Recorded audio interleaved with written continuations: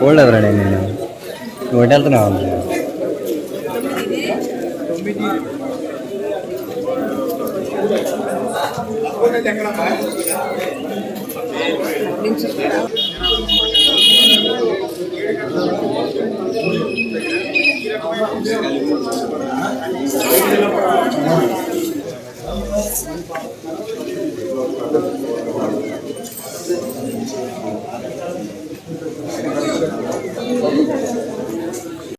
Wheel చైర్లో vote వేయడానికి వచ్చిన ఆ దృశ్యాలు చూడొచ్చు. వీటి ప్రతి ఒక్కరు కూడా చూడాల్సిన అవసరం, ఆయన చూసి మనందరం నేర్చుకోవాల్సిన సందర్భం కూడా ఉంది.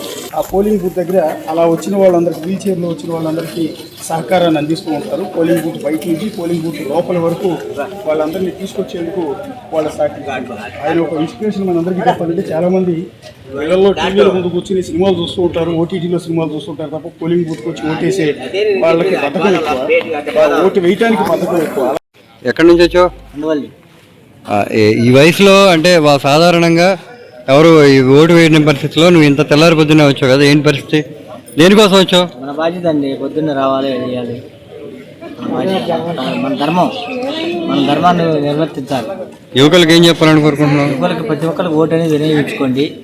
ఓటు అనేది భావితరాలుగా ముందు చూసేది.